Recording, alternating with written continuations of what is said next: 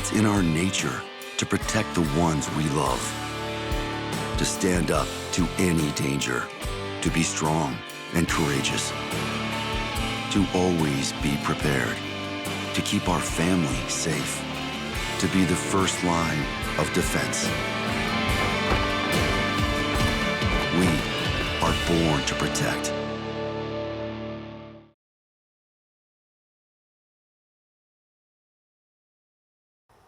All right, so today we're gonna do pistol versus pistol, and I'm gonna show you what the difference between these two pistols are.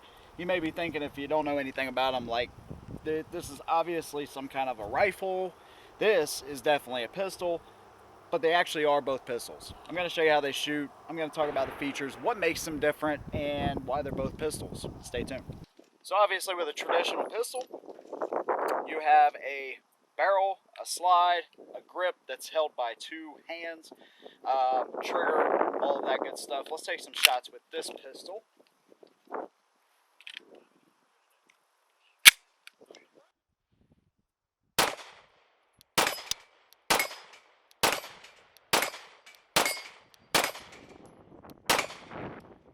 All right, really good pistol, really good shooting, very good for home defense, self-defense, those kinds of things.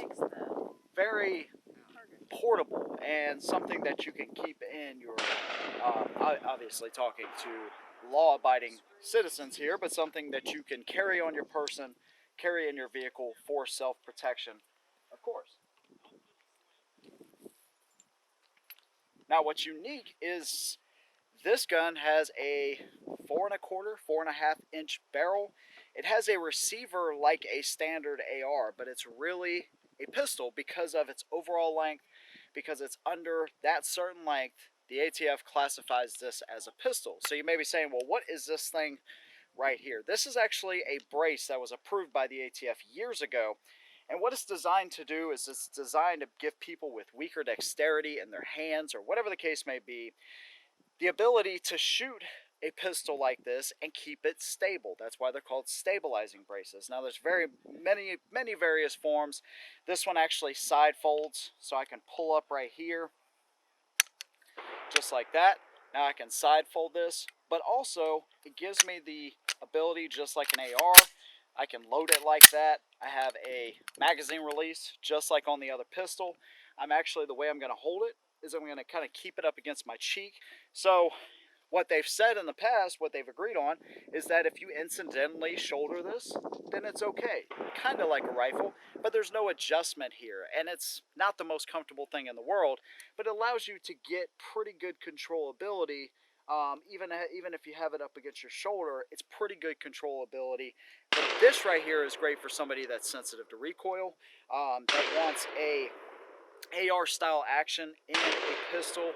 Depending on what state you live in, you're going to get good mag capacity and all that good stuff. It still gives you those AR type of controls, but something small like a pistol. Let me show you. So I have a magazine, 9mm by the way. Load it up, take some shots. Safety, of course.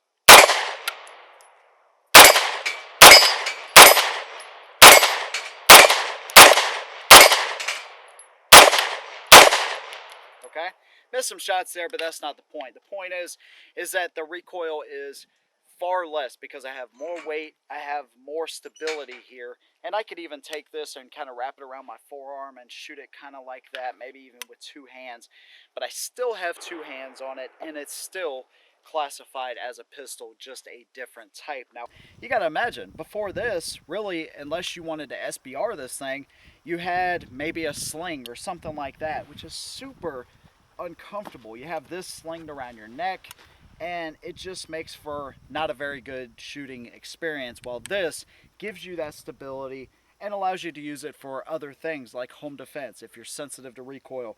If you want something that's a little bit more functional on the range, a little bit further distancing, and just a little bit more overall comfortable, a pistol can be very comfortable. It's something you could carry on you, but this right here gives you some other great options as well. So, all right, so one thing I touched on at the range was the increased muzzle velocity and controllability, a lot less recoil in something like this, generally speaking. But one thing I didn't touch on as much, but it's super important, is the ability to put different types of sights on these, like red dots and things like that, because of your mounting system, and it's very similar to an AR or whatever the platform may be.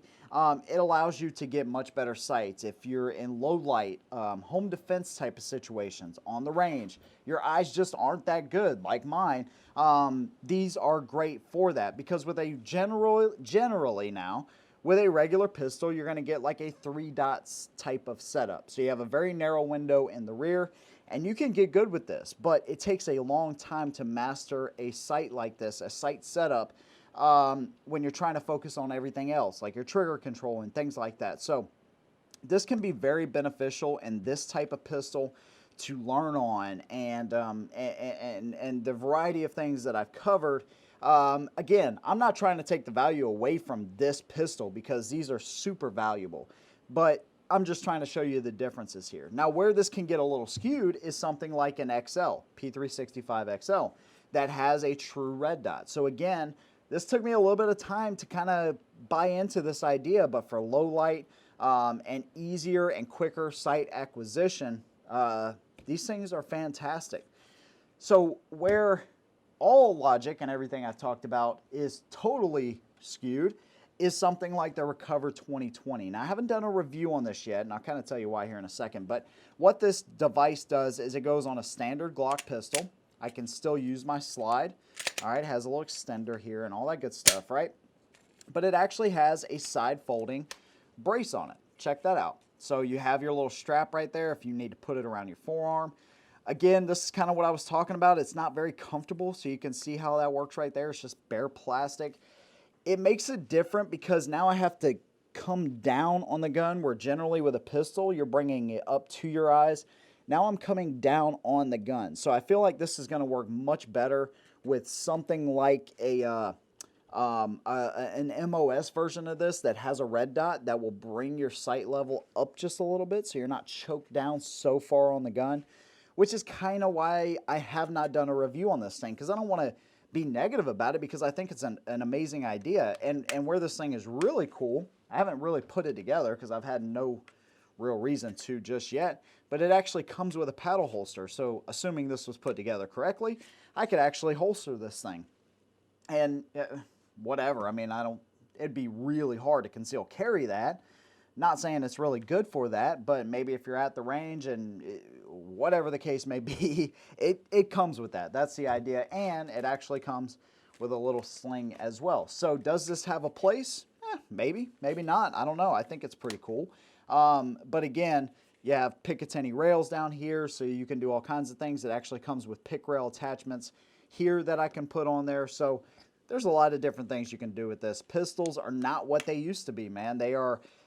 Some of them are, but then some of them are not. Handguns have come a very long way, and this is part of the difference that I wanted to show you here with these two pistols. Very unique in the way they approach this, but again, they are pistols. They're not SBRs, they're not rifles, and hopefully these will be around for a long time, because a lot of companies have started making pistols like this that have allowed us to get some really cool, unique firearms that are very usable. So that's the difference between these two pistols. Let me know what you think down in the comments below. We'll see you in the next one, and as always, hold them down.